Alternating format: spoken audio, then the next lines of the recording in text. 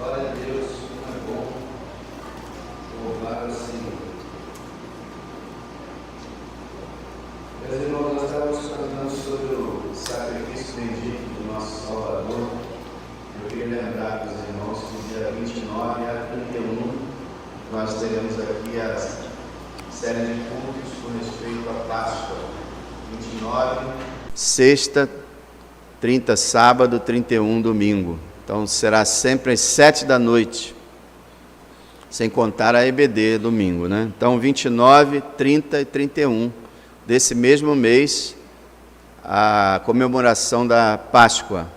Na verdade, comemoração da morte e ressurreição de nosso Senhor Jesus Cristo. Irmãos, essa semana, quarta-feira, como de costume, 7 da noite, estamos aqui reunidos em oração, quarta-feira, e 8 da noite, o estudo bíblico, estudo da palavra. Nós estamos estudando a respeito das orações na Bíblia. Estamos falando sobre o tema oração e estamos procurando na Bíblia onde aparece orações para que nós possamos aprender a orar melhor. Quinta-feira, toda quinta-feira agora, nós estamos nos reunindo na casa da irmã Adriana para orar também. Então, todos estão convidados. Não é uma reunião das mulheres, é uma reunião da igreja. Todos estão convidados, quinta-feira, 8 da noite, não confunda o horário, tá? Quinta-feira, 8 da noite, mesmo horário do estudo bíblico, na casa da Adriana, tá bom? Nós temos sentido o desejo de orar, precisamos orar. Orando nós vivemos, não orando nós morremos. Então precisamos orar.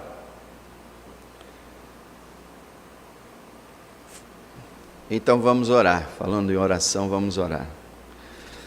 Graças te damos, Senhor, por termos esse privilégio de nos reunirmos para adorar o teu santo nome, para louvar o Senhor, para encontrar com o Senhor em meio aos louvores. Nós te agradecemos, Senhor, por ser o teu povo, por ter sido separados por ti, para a tua glória, e termos agora essa comunhão com o Senhor, que é o nosso Pai Celestial, que nos perdoou, que nos adotou, que nos aproximou de ti. Bendito seja o Senhor, que cada um de nós entenda isso, Senhor, quão privilegiados somos por termos Deus como nosso Pai, por termos um Salvador tão bendito. Senhor, eu te peço, abençoa a vida espiritual, a vida devocional de cada um dos teus filhos, que nós não passemos os dias sem buscá-lo, sem meditar em ti, sem aprender a sua palavra. Espírito de Deus, toca nos corações para que nós não busquemos a ti apenas na igreja, apenas na hora do culto, mas durante toda a semana, Senhor, que tu possas, ó Deus, se manifestar a nós e nós possamos te buscar. Abençoa, Deus, cada irmão que está aqui presente. Abençoa suas famílias, ó Deus. Salva aqueles que precisam de salvação. Abençoa aqueles irmãos que não estão aqui presentes. Seja qual for a razão, Senhor, que tu possas ajudá-los para que domingo que vem possam estar novamente. Quem sabe até quarta. Aviva, Deus, a tua obra no meio dos anos, aviva, Deus, a tua igreja, o teu povo. Precisamos de ti, Senhor. Sem ti não podemos fazer coisa alguma. Precisamos, Senhor, do teu auxílio, do teu socorro, do teu poder, da tua graça. Ó Pai Celestial, tem compaixão de nós. Queremos ser usados por ti. Ah, Senhor, dá-nos crescimento, maturidade, dá-nos vontade, entusiasmo para glorificar o Teu nome. Peço uma bênção para cada irmão presente, uma bênção para os visitantes, para todos que estão aqui nos visitando, e Te agradeço, Deus, pelo aniversário da Evinha, nora da nossa irmã Antônia, que mora aqui à frente, que já está frequentando a nossa igreja há anos, vários anos, e ela fez aniversário essa semana. Que o Senhor a abençoe ricamente, que ela e o seu esposo venham entregar suas vidas a Cristo, que o Senhor, Deus, possa, junto com a sua filha, que o Senhor possa transformar aquele lar, para ser um lar que pertence ao Senhor Jesus. Ó Espírito de Deus, faz isso nos corações. Agora, Senhor, nós confiamos na Tua Palavra, nós sabemos que a Tua Palavra é lâmpada para os nossos pés, é luz para o nosso caminho, a Tua Palavra é poderosa, a Tua Palavra é como um trovão, a Tua Palavra produz vida, e cremos também no Teu Espírito Santo, e pedimos, Senhor, a presença, o poder, a manifestação do Espírito Santo, para que algo sobrenatural possa acontecer em nossas vidas, tanto nós que somos salvos, como aqueles que não são ainda. Senhor, só Tu podes fazer essa obra sobrenatural em cada coração. Então, eu peço, Senhor, pela Tua graça, pela Tua misericórdia, que Tu possas usar a mim como esse vaso de barro, trazendo as coisas preciosas do Teu reino, e os Teus servos possam receber a Tua palavra. Em nome de Cristo Jesus, amém. Abram a palavra em Mateus capítulo 25.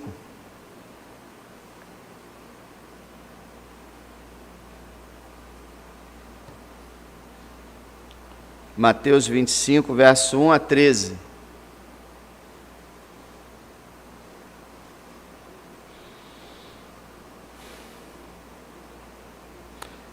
Então o reino dos céus será semelhante a 10 virgens que, tomando as suas lâmpadas, saíram ao encontro do esposo. 5 delas eram prudentes e 5 insensatas. As insensatas, tomando as suas lâmpadas, não levaram azeite consigo, mas as prudentes levaram azeite em suas vasilhas com as suas lâmpadas. E tardando o esposo, cochilaram todas e adormeceram. Mas à meia-noite ouviu-se um clamor: aí vem o esposo, saiam-lhe ao encontro. Então todas aquelas virgens se levantaram e prepararam as suas lâmpadas. E as insensatas disseram às prudentes: dai-nos do vosso azeite, porque as nossas lâmpadas se apagam. Mas as prudentes responderam, dizendo: não seja caso que nos falte a nós e a vocês. Vão antes aos que o vendem e comprai-o para vocês. E tendo elas ido comprá-lo, chegou o esposo, e as que estavam preparadas entraram com ele para as bodas, e fechou-se a porta. E depois chegaram também as outras virgens, dizendo: Senhor, Senhor, abre-nos a porta. E ele respondendo disse: em verdade vos digo que vos não conheço. Vigiai, pois, porque não sabeis o dia nem a hora em que o Filho do Homem há de vir.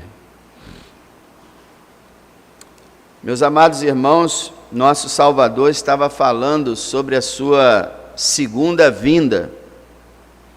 Desde o capítulo 24 de Mateus, e vai também tomar o capítulo 5 inteiro, 2 capítulos do Evangelho de Mateus, falando sobre o retorno de Jesus a esse planeta. Ele virá outra vez. Você crê? ele virá uma segunda vez.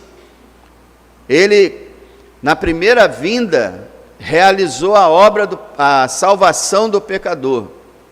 Mas na sua segunda vinda, ele virá como um grande juiz para julgar a humanidade, ressuscitar os mortos, para arrebatar a sua igreja para si, para criar novos céus e nova terra. Ele vai pôr fim a esse estado de coisas que vivemos hoje. Ele vai inaugurar uma nova era. Ele vai estabelecer o seu reino em toda a plenitude, onde não vai haver mais nesse planeta pecado, choro, dor ou morte. Um paraíso terrestre, a nova Jerusalém que desce do céu. Ele virá outra vez. Se você tirar esse ensino da segunda vinda da Bíblia, você vai ter que rasgar muitas folhas da Bíblia. Você vai ficar com uma Bíblia mutilada, porque muitos são os textos, tanto no Velho Testamento quanto no Novo Testamento, que falam a respeito da segunda vinda. De modo que, biblicamente falando, não acreditamos numa pessoa que diz crer em Jesus, diz ser cristã, mas não acredita que ele virá outra vez. É absolutamente necessário que se creia que Jesus virá uma segunda vez. Na verdade, nós não só cremos, mas ansiamos por isso. Primeira coisa que o Senhor mostra para a gente nessa parábola, ele conta uma parábola, é que o alvo principal da igreja do Senhor é encontrar seu noivo. Veja o verso 1. Então o reino dos céus será semelhante a 10 virgens que, tomando suas lâmpadas, saíram ao encontro do noivo, do esposo. Essa é a maior tarefa, missão e sonho da igreja, o retorno de Cristo. E o Senhor, ele estabelece a sua vinda no capítulo 24. A partir do verso 36 em diante, ele fala sobre a vigilância. E aí ele conta 3 parábolas no capítulo 25. Aliás, para mim são 2 parábolas e uma história, falando a respeito da vigilância, da necessidade da vigilância. O maior alvo de cada cristão deve ser encontrar o seu noivo. Cada cristão faz parte da noiva de Cristo, que é a igreja. Encontrar o nosso noivo é o mais importante para nós. Agora, infelizmente, o nosso Senhor diz que a igreja visível é composta de verdadeiros e falsos cristãos. Veja o versículo 2. 5 delas eram prudentes. As 10 virgens representam a igreja, tá? 5 delas eram prudentes e 5, o texto chama aqui de loucas. Melhor chamar de insensatas, porque a palavra louca dá uma ideia da pessoa que tem problema mental mesmo, né? E o caso delas é que elas eram insensatas, eram tolas. Não eram sábias, tá? Então, 5 sábias e 5 insensatas, fazendo o grupo da igreja visível. Por que a gente fala igreja visível? Porque existe a igreja invisível. A igreja visível é a igreja que nós vemos. Todos nós vemos a igreja, os membros da igreja. Agora, a igreja invisível é aquela igreja que Deus vê, os verdadeiros filhos dele. Ele sabe quem são e ele os vê. Então, por exemplo, imagina 50 milhões de chamados cristãos no Brasil.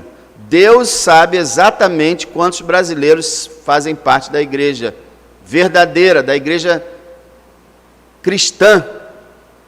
Então, o Senhor está falando aqui que na igreja visível tem joio e tem trigo. tem sábios e tem insensatos. Tem salvos e tem perdidos. Dentro da igreja, irmãos. Dentro da igreja. Agora, o Senhor ele vai falar para a gente que os falsos cristãos parecem com os verdadeiros. Você sabe que o joio e o trigo são semelhantes à vista. Assim também, aqueles que estão, poderíamos usar até a palavra infiltrados, né, na igreja, não foram incluídos por Deus na igreja, mas apareceram na igreja e vivem na igreja, eles se parecem muito externamente com aqueles que são verdadeiros cristãos. Vamos ver isso? Primeiro, o Senhor chama as 10 de virgens. As 10 eram virgens. O Senhor está falando aqui de uma cerimônia de casamento, onde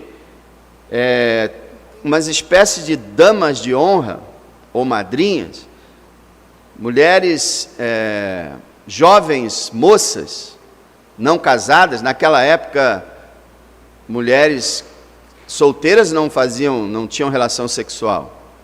Isso era abominável.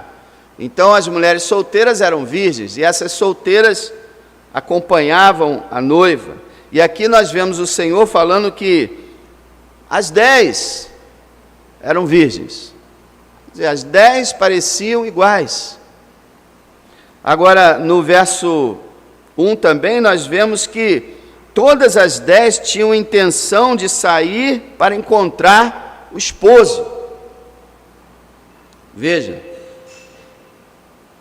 10 virgens, todas as 10 queriam encontrar o esposo. Então nós vemos falsos cristãos querendo também encontrar o Senhor. Agora, terceiro aqui nós vemos que as 10 virgens, elas têm as lâmpadas. Olha o verso 3. As insensatas tomando as suas lâmpadas. E no verso 4 fala das prudentes, das sábias, com as suas lâmpadas. Quer dizer, as 10 tinham lâmpadas. Essas lâmpadas eram espécies de lampiões, lamparinas, não existia energia elétrica, que em procissões, tanto mulheres quanto homens carregavam presos em alguma coisa de madeira fina, sustentando no alto para poder iluminar o caminho. Não havia luz nas estradas, nas ruas, era tudo muito escuro. E essas lâmpadas eram necessárias. E as duas tinham, tanto o cristão verdadeiro quanto o falso, tinham a lâmpada. Alguns autores querem dizer que essas lâmpadas são a profissão de fé das pessoas. Aqueles que são batizados, mesmo aqueles que não são verdadeiros cristãos, eles fazem uma profissão de fé. Eles dizem crer. Então eles têm as suas lâmpadas. Nós vemos também que as duas classes de virgens adormecem também. Olha o verso 5. Tardando o noivo, o esposo, cochilaram todas e adormeceram. Tanto as insensatas quanto as sábias adormeceram. Todas as duas. Vemos também que todas as duas ouvem o clamor. Olha o verso 6. Mas à meia-noite ouviu-se um clamor. Aí vem o esposo, saiam-lhe ao encontro. Todas as 10 ouviram isso. As 10 ouviram. E nós vemos também que as 10 se levantam e preparam suas lâmpadas. Olha o verso 7. Então todas aquelas virgens se levantaram e prepararam as suas lâmpadas. O que o Senhor está querendo dizer para a gente? Que há uma semelhança entre aqueles que são verdadeiros cristãos e aqueles que apenas fizeram uma profissão de fé. há uma semelhança muito grande. Todo mundo entra aqui e louva a Deus, todo mundo ora, todo mundo ouve a palavra, e você não tem como distinguir. O ser humano não sabe quem é crente ou quem não é, só Deus sabe. São muito parecidos. Se eles não cometerem pecados escandalosos, eles podem passar como cristãos a vida inteira. Então o Senhor está alertando aqui para o fato de que não é apenas, não serve apenas ser parecido com um crente, não serve apenas frequentar uma igreja, ou ler a Bíblia diariamente, ou fazer orações. Não adianta apenas cumprir os deveres religiosos, ser uma pessoa que não fuma, que não bebe, que não adultera, que não joga, que não mente, fazer as coisas certinho, direitinho, isso não é suficiente. Hoje é que está essa bagunça que está o mundo evangélico, né, que você vê pessoas vivendo flagrantemente no pecado, dizendo que são crentes. É uma coisa assim inimaginável. Na época de, vamos dizer, de 50 anos para trás, não era assim. Quem dizia ser crente vivia uma vida decente. Era assim. Então, quer dizer, você não tinha como distinguir quem era crente verdadeiro e quem não era. E o Senhor está dizendo, cuidado, porque você pode parecer ser uma virgem e querer sair ao encontro do noivo e ter a sua lâmpada e também acabar cochilando com todo mundo e ouvindo o clamor da segunda vinda e se levantando para se preparar para encontrar com Cristo, mas mesmo assim você não ser salvo. É muito interessante como Jesus é diferente desses Jesus que o mundo produz, né? Tem umas séries aí mostrando Jesus, e ele é sempre bonzinho, ele é sempre carinhoso, ele é sempre macio, suave, mas quando você lê a palavra de Deus, você vê que o Senhor muitas vezes falou com dureza e emitiu alertas que hoje são considerados discursos de ódio, discriminação. Então o Senhor não é bem como essas séries, esses filmes nos mostram, não. Ele é como a Bíblia diz que Ele é.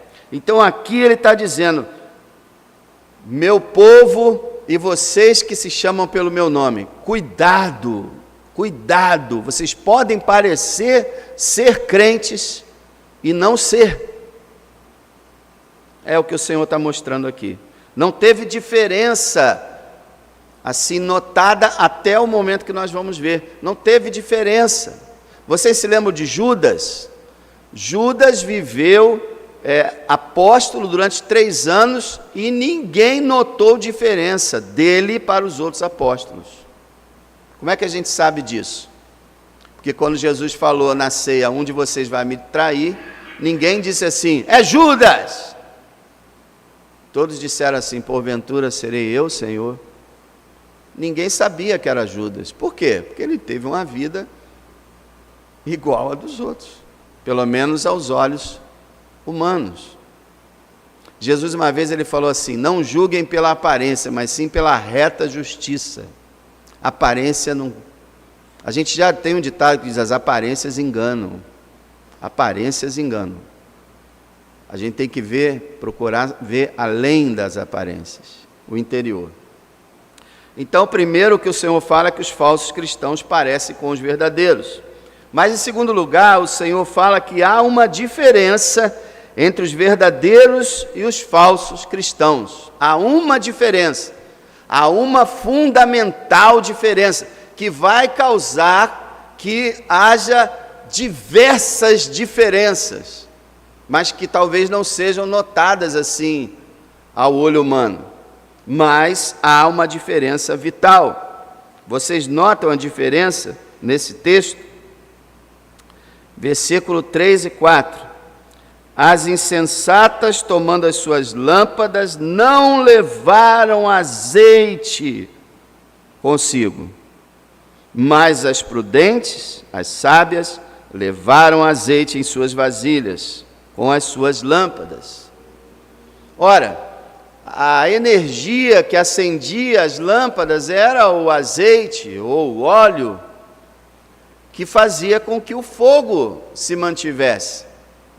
Elas simplesmente, as insensatas, não tinham azeite. Elas eram parecidas em tudo. Mas na hora que o Senhor vem, é descoberta a diferença. Você se lembra quando Jesus fala da parábola do trigo e do joio?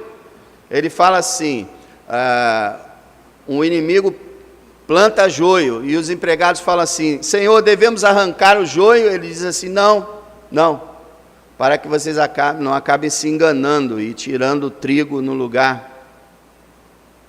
Então, quer dizer, a diferença entre o verdadeiro cristão e o falso cristão será notada na hora que Jesus aparecer em glória. Aí vai ser a hora em que vai se manifestar que essas virgens insensatas não têm o azeite e que as virgens sábias têm o azeite. A principal coisa nessa parábola é descobrir o que é esse azeite. E é lógico, o azeite é um dos símbolos do Espírito Santo. O azeite nos lembra da unção, a unção de Deus sobre os seus escolhidos. Esse azeite é justamente a presença do Espírito Santo, que é a luz dentro de nós, que dá combustível para a nossa vida prosseguir. Então, a diferença entre o verdadeiro e o falso cristão é o Espírito Santo. Podemos dizer que quando o Espírito Santo começa a obra numa vida, acontece a regeneração, o novo nascimento. E a diferença dessas duas espécies de virgens era justamente o novo nascimento. 5 delas haviam nascido de novo, e 5 delas não haviam nascido de novo. Foi por isso que o Senhor Jesus falou para Nicodemos, um líder religioso, um sábio, um entendedor das Escrituras. Ele falou, necessário vos é nascer de novo. Nicodemos, você e os teus colegas fariseus precisam nascer de novo. E o Senhor não fala isso só para Nicodemos, Ele fala isso para cada ser humano. Alguns teólogos já disseram que se tivesse um letreiro na porta do céu, seria, necessário vos é nascer de novo. Só passa pelo portão celestial quem nasceu de novo. E eu já digo uma coisa para você, se você não sabe do que eu estou falando, você não sabe o que é nascer de novo, se você não entende esse linguajar, se você fica assim meio duvidoso e receoso, é bem provável que você não nasceu de novo. Porque quem nasce de novo sabe que nasceu de novo. Porque é um nascimento extraordinário, poderoso, transformador, que faz uma pessoa mudar da água para o vinho. Primeiro, a presença do Espírito Santo trazendo regeneração. E agora a presença do Espírito Santo trazendo santificação. Porque depois da regeneração, imediatamente começa o processo de santificação. Essa transformação que o Espírito Santo produz, fazendo com que pessoas tolas tornem-se sábias. Por que você acha que 5 virgens eram sábias? Por causa do Espírito Santo. Não era por causa delas, mas porque o Espírito Santo tinha feito uma obra na vida delas, e elas eram sábias. E as que eram insensatas? Porque não tinha havido uma obra do Espírito Santo na vida delas. Santificação. O verdadeiro cristão, ele sente um desejo profundo de abandonar o pecado, de deixar o pecado, de rejeitar o pecado, de rejeitar o mundo e se apegar a Deus e obedecê-lo com todo o seu ser. Esse é o desejo do verdadeiro cristão. O verdadeiro cristão, ele se prepara para a vinda do seu Senhor, mas de uma maneira correta. Nós vemos que aquelas virgens, elas não se prepararam direito, porque elas vieram com as lâmpadas, mas não trouxeram o azeite. É um absurdo isso. É como você querer ir daqui até o Rio Grande do Sul de carro e botar R$50 no tanque. Como é que elas queriam que as lâmpadas delas brilhassem se elas deixaram o azeite para trás? Elas foram esquecidas, irresponsáveis. Elas não se prepararam realmente. E é o que acontece no reino de Deus. Há aqueles que se preparam com seriedade e há aqueles que se preparam à meia boca. Fazem tudo mais ou menos. Tudo meio barro, meio tijolo. Elas se distraíram. Elas estavam ali incluídas, mas o coração delas não fazia parte realmente daquilo. Eu quero perguntar para você: você ama a vinda do Senhor Jesus Cristo? Porque o apóstolo Paulo falou: Maranata, a hora vem, Senhor Jesus. Maldito seja todo aquele que não ama o Senhor e a sua vinda.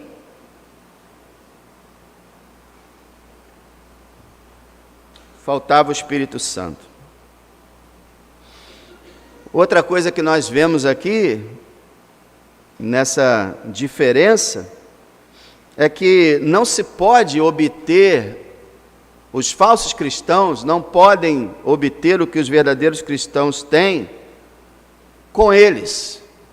Não se consegue obter o Espírito de Deus, a regeneração e a santificação, indo aos homens.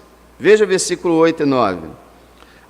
As insensatas disseram às prudentes: dai-nos do vosso azeite, porque as nossas lâmpadas se apagam. Mas as prudentes responderam, dizendo: não seja caso que nos falte a nós e a vós, ide antes aos que o vendem, comprai-o para vós. O que está sendo dito aqui? Não dá para você, a salvação é individual, não dá para transferir salvação para os outros, não dá para eu pegar do Espírito Santo, que está em mim, eu não tenho controle nenhum sobre ele, então eu não posso pegar o Espírito Santo e lançar sobre outra pessoa, não posso, não tem como essa ideia de que no arrebatamento vai ter gente segurando no pé do cristão e indo de carona. Não tem essa carona. Não tem como as pessoas buscarem o que o cristão tem, o que a igreja tem no cristão. Não é o cristão que vai te salvar. Não é ele que tem a salvação. Mesma coisa, não é a igreja que salva. Não é a igreja que tem a salvação. É o próprio Deus através de Cristo. Elas foram às outras virgens e elas falaram: nós não temos como ajudar vocês. A única ajuda que nós podemos dar é anunciando a vocês a salvação, mas não podemos salvá-los. Outra coisa também é que quando o noivo chegar, será tarde demais para corrigir esse trágico erro. O noivo foi anunciado, e você nota que o anúncio foi repentino? A mesma coisa. Quando a trombeta soar, vai ser de um piscar de olhos. Não vai dar tempo nem de se arrepender. A trombeta soou, você vai olhar para cima e Jesus está aparecendo no céu. De repente. E depois que o noivo chegar, meu amado, quando Jesus surgir em glória, acabou. Olha o verso 10. E tendo elas ido comprá-lo, chegou o esposo, e as que estavam preparadas, olha essa frase, as que estavam preparadas, entraram com ele para as bodas, e fechou-se a porta.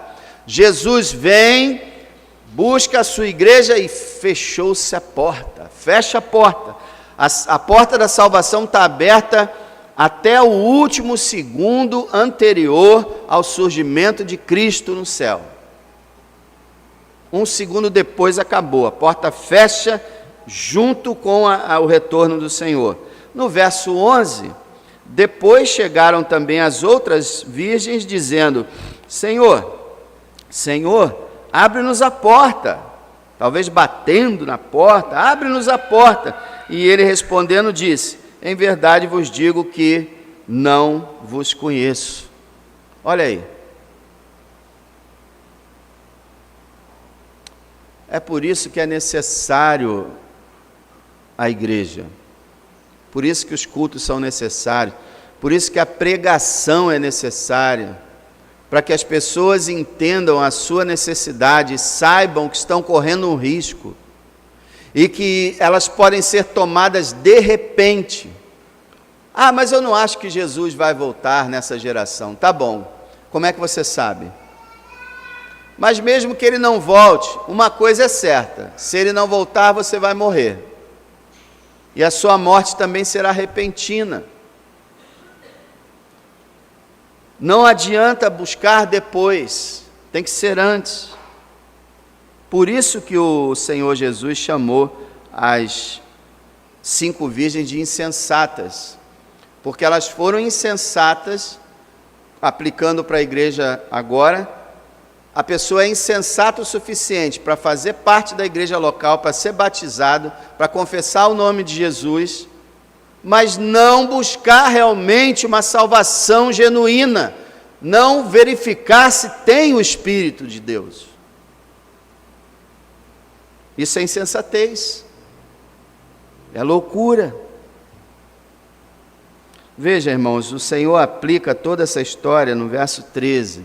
Toda parábola tem uma mensagem central, e a mensagem central ele explica no verso 13: vigiai, pois, porque não sabeis o dia, nem a hora em que o Filho do Homem há de vir. O Senhor Jesus está dizendo que é necessária uma constante vigilância, porque ninguém sabe quando ele voltará. Então ele ordenou, desde o momento que ele subiu, lá no ano, por volta do ano 30 da nossa era, desde o dia que ele subiu até hoje, a ordem foi dada pelo Senhor para que todos vigiassem. E para o futuro, até que ele venha, a ordem continua de que a vigilância deve ser mantida, de que nunca podemos dizer que existem sinais que não aconteceram ainda, que impedem a vinda do Senhor. Isso não existe, impedir a vinda do Senhor. O Senhor pode vir a qualquer momento. E se ele vier hoje, por exemplo, nós vamos descobrir que os sinais já se cumpriram e nós não vimos. É isso que vai acontecer. Meu amado, a lição é a seguinte: autoexame. Por que aquelas virgens insensatas se perderam? Porque elas não fizeram autoexame. Elas disseram assim: nós estamos no meio das virgens, nós somos virgens também, estamos com o pessoal, estamos aguardando o noivo. Então qual o problema? Né? A coisa mais difícil que existe é você, só um milagre de Deus, para convencer uma pessoa que acha que é cristã, que ela não é cristã. É muito difícil isso. Só o Espírito de Deus pode fazer uma obra dessa, porque a pessoa acha piamente que ela é salva. Ela se convenceu que é salva, porque ela faz parte de uma igreja local. Então tem que haver o autoexame. Eu tenho o Espírito Santo? Eu tenho que perguntar para mim. Se eu disser assim, eu sei que eu tenho. Como é que eu sei que eu tenho?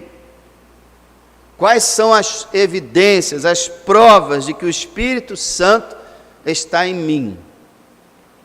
não é uma sensação, meus irmãos, não é chorar no culto, não é sentir arrepio, não é cantar com alegria. Tudo isso pode acontecer a pessoas que não são salvas. Existem regras na Bíblia para mostrar quem são os tipos de pessoas que o Espírito Santo está. E o meu tempo hoje não dá para entrar nesses detalhes. Mas, basicamente, quem tem o Espírito Santo é uma pessoa que creu no Senhor Jesus Cristo de todo o seu coração. É uma pessoa que busca a sua santidade de todo o seu coração. É uma pessoa que anseia por encontrar Jesus nos ares. Sonha, anela, deseja mais do que tudo ser fiel ao seu Deus. É uma pessoa que rejeita o mundo e que abraça Cristo e várias outras coisas. Tem que se fazer um autoexame. O que meus sentimentos dizem, o que a minha lógica diz, o que as minhas obras comprovam. É por isso que é importante ler a Escritura, porque quando você está lendo a Escritura, você diz assim, puxa, eu encaixo nisso aqui, então eu sou cristão. Aí daqui a pouco, eu também encaixo nisso aqui, então eu sou um cristão. A Bíblia confere com a gente se a gente é cristão ou não. A necessidade de evidências da presença do Espírito, a necessidade de evidências de que você realmente nasceu de novo, porque muitas pessoas confundem isso. Ah, eu sou cristão. Ah, como é que você sabe? Ah, que eu aceitei Jesus na igreja. O pastor fez um convite há 20 anos atrás, de que levantar a mão quem aceitasse Jesus, eu levantei. Só isso? É isso que prova que você tem o Espírito de Deus? É isso que prova que você é crente? É muito pouca coisa. Tem que haver mais sinais. Então, meus amados, fazendo o autoexame, sabendo que somos cristãos, temos evidência disso, a palavra-chave aqui é preparação. Lembra-se?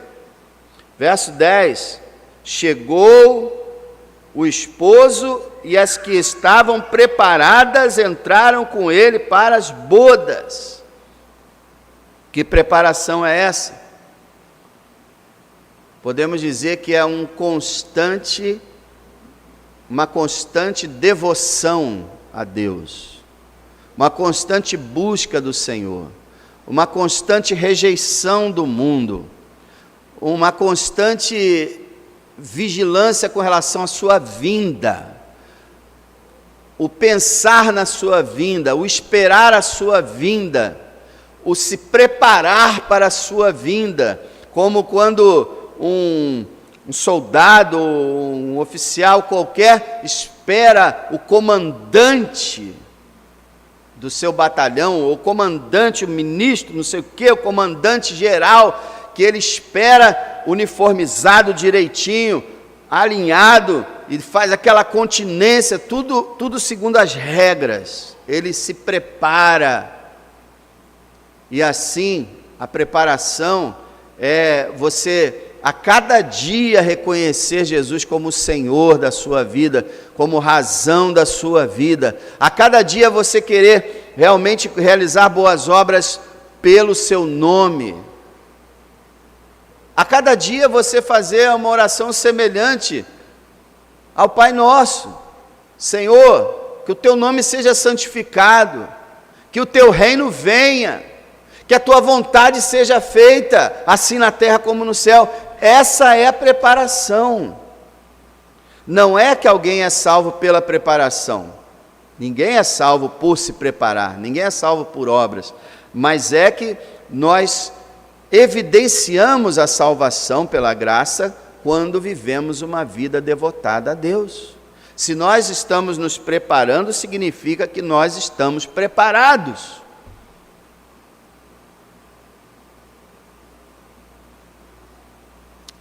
Mais ou menos um pensamento assim. Há algum momento do dia que você esteja fazendo tal coisa que Jesus não possa voltar naquele momento? Que se ele voltar naquele momento, ele te pega no flagra, fazendo algo que ele reprova? algum ato indecente, alguma imoralidade, alguma desonestidade com o próximo, alguma violência, algum desamor, alguma indiferença. Existem partes do dia que, tipo, você tenta se esconder, você sabe que não pode se esconder do Senhor, mas existem partes do dia que você pode dizer, se Jesus vier agora eu estou encrencado. Existe isso? Se existe, você não está se preparando para a vinda. Será que quando Ele vier vai encontrar o seu coração frio, indiferente? Será que quando Ele vier você vai dizer assim, Ele veio, caramba,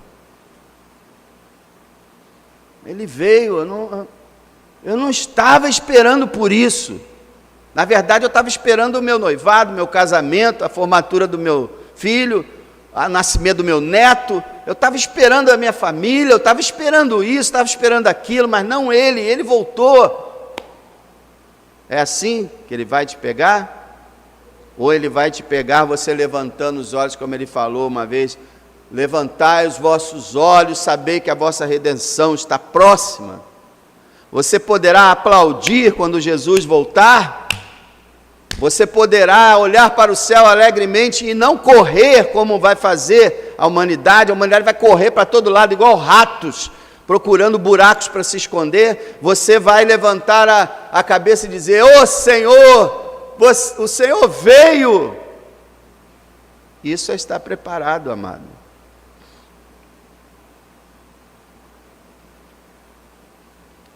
Vigiai, porque não sabeis o dia nem a hora em que o Filho do Homem há de vir. Enquanto há tempo, veja se você tem o azeite. Veja se você tem o azeite, enquanto há tempo. Enquanto você não ouve a voz. Aí vem o noivo.